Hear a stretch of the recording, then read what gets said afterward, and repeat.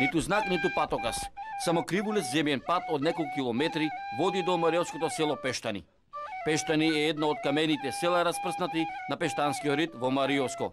Брои 50 на трошни куќи, 20 на селани во подминати години. Кога дојдовме во селото, десно од патот не пресретнаа 2-3 куќи, лево 2-3 плевни, пред нас 6-7, а горе над ридот уште 5 страла и 2-3 булуци овци кои пасеа по меризите на селото. Додека одевме во селото и имавме намера да се упатиме кон овчаро што ги пасеше овците, на патот подпред на патеричето не пречека 65 годишниот Стрико Петре. Изненадено нашата посета, бидејќи жив човек туѓинец одамна нема стапнато и ни велеше: "Што не гледаш, дедино? Младите си избегаа, а старите изумреа." Онаков стар, подгрбавен, осамен, намамува тага во очите. Во муабето ни се придружи 85 годишниот дедо Сребре. Ни велеше дека пред 4 години, кога напуштила бабичката, Господ се ја зеде кај него. Ни раскажуваше: "Децата ми се во Прилеп, доаѓаат кога ќе можат", додека ова ни го кажуваше, очите му се наполнија со солзи. Тешки работи, тешки. Како се прави? Од кај ти беше бабичката земена? Дуње. Од Дуње, од кај фамилија? Пашовци тамо. Трајан Пашата, така нешто. Што те е ова Јован? Кој Јоше? Јоше, нито тој, тие се таму и тие своји, така. Од тој се се, а? Тој се таму. Е денес како кулуѓе ова село? Горе нема ништо таму. Селото е пусто, одамна нема детска смеја во него, нема ни училиште. Старците што се останати живеат од тоа што самите со двете раце ќе го сработат и произведат. Од преостанатите 20 на пештанци во разговорот ни се придружија Велика со незиниот домајчин Мате. Имам 60 на години, ама од пустава работа изгледам како да сум постара од свекрва ми. Нозите и раците не одат.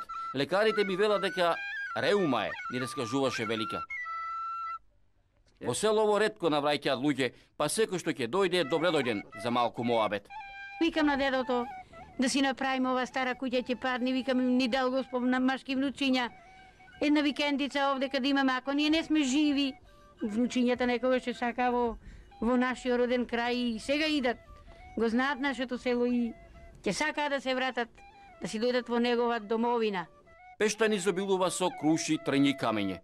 Во непосредна близина на црквата Свети Ѓорѓија се наоѓа селскиот кладенец длабок 3-4 метри, од кој црпат вода за пиење селаните, а некои водата ја има донесени во своите дворови. Но многумина од нив, натоварени на магарината во тубите, носат вода од другите кладенци. Покриво лестото зараснато некогашно патче се забележуваат остатоци од некогашни камени корита за перење, како камени дрвени поила за добитокот. Сето тоа е од памтивек. Ни селото не пресретнуваат остатоци од камени згради со мали прозорчиња. Некои наликува на куќи, некои на куќарчина, плевни, трла, но сепак заклучокот е дека ова некогаш било дел од селото Пештани. На мообетењето му нема крај, што се вели. Денот се заминуваше. Сонцето беше на заоѓање. Луѓето си имаа работа, овците се прибираа дома. Го оставаме убавото Мариотско село Пештани, ги оставаме Петрета, Велета, Матета, Матејца, Славета, Благуња да го чуваат селото Пештани. А 80 годишниот дедо Сребре долго поглед кон гиволестиот пат праќаше, се додека можеше да не гледа во далечината. Оставајќи ни ја во длабоко во душата неговата желба да го сликаме со бабата за последен пат, мислејќи на сликата што ја имаше во неговите старечки раце, за да ја видат неговите во градот, затоа што тој не може да појде во градот. Остарен е. Ќе го чека и крајот на животот. Во Пештани ќе го чува прагот. Нема да ја затвори куќата. Ќе живее заедно со магарето Марко, со самотијата, со 20-мината пештанци кои ќе ја чуваат пештанската селска мариотска идила. Thank you.